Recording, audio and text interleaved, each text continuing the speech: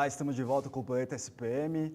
Hoje o assunto do programa é a crise na Grécia e os efeitos dela na União Europeia e no Brasil.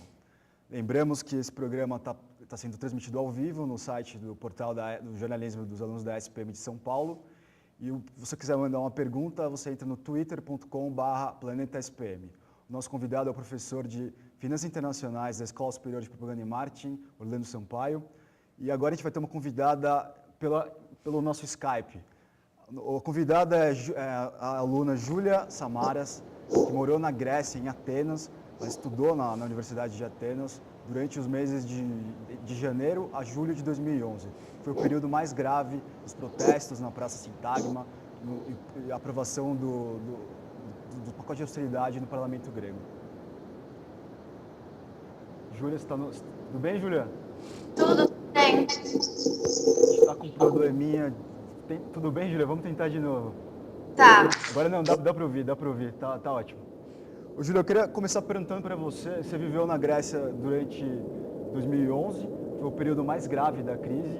Eu queria saber qual era o clima nas ruas, faltava alguma coisa de alimento, o clima era tenso nas ruas, eu queria que você contasse a sua experiência mesmo. Bom, o clima estava bem tenso nas ruas mesmo. Toda a população estava muito insatisfeita, tava um clima de tensão, assim, de verdade.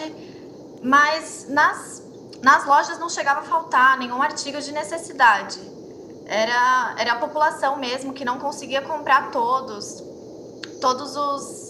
os artigos básicos, assim, de alimentos, coisas que antes eles compravam normalmente, eles tinham que restringir agora. Mas o clima era bem tenso, era grande insatisfação, não só em Atenas, mas no país todo. Tinham muitas greves, muitas manifestações e protestos. Isso mudava muito a vida dos atenienses? A sua rotina ela foi modificada com a crise? Mudou sim, porque eles tiveram que cortar muitos gastos de lazer, até mesmo assim, vender o carro. Então, tudo era a pé ou de transporte público.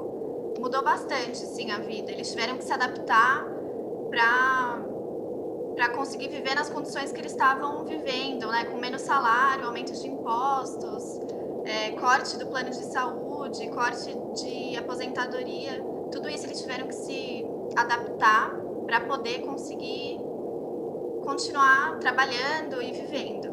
Júlia, e o povo grego, ele é otimista com a saída da crise? Ele consegue ver uma esperança no final do túnel?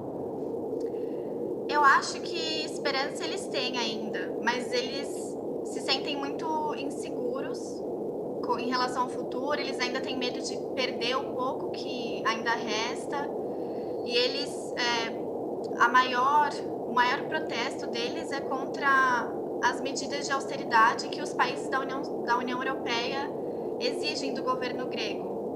Então eles estão muito inseguros ainda, eles não conseguem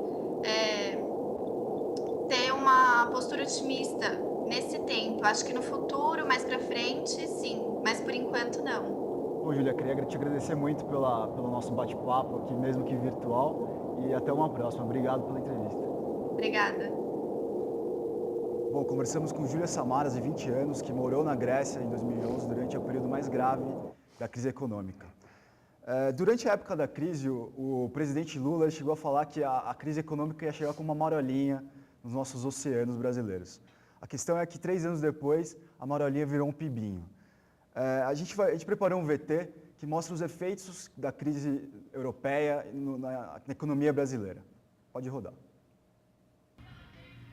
A economia brasileira cresceu pouco. O Produto Interno Bruto brasileiro despencou nos 2 últimos anos. A inflação chegou a níveis preocupantes e o superávit fiscal foi menor do que o esperado em 2012.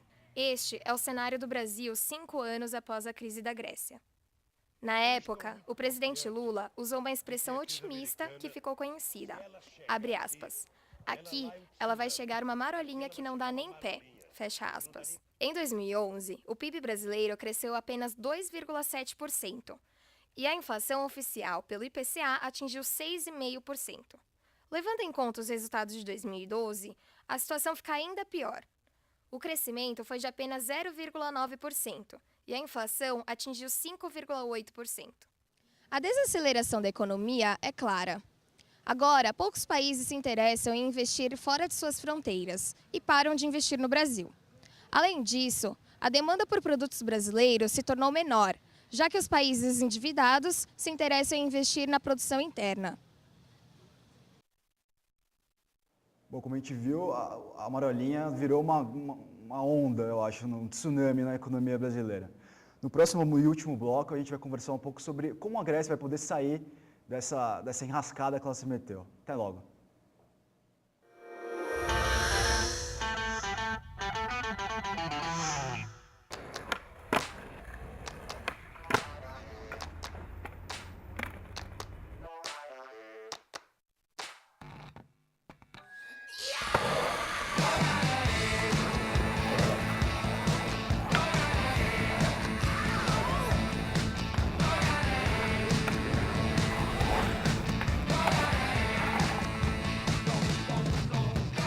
Play with colors.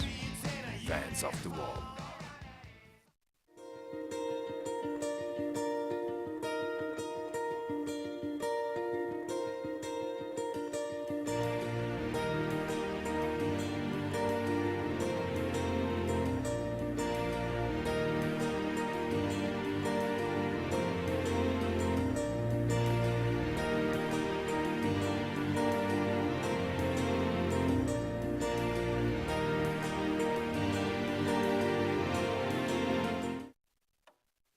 Aí, galera, falta um minuto para acabar a prova, hein? Vamos lá?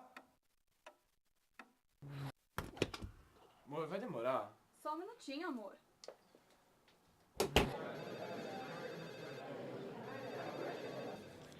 Central de atendimento, boa tarde. Aguarde um minuto que eu vou estar transferindo a sua ligação. Um minuto nunca valeu tanto a pena. Hot Pocket. Alô? Alô? Senhor? Senhor?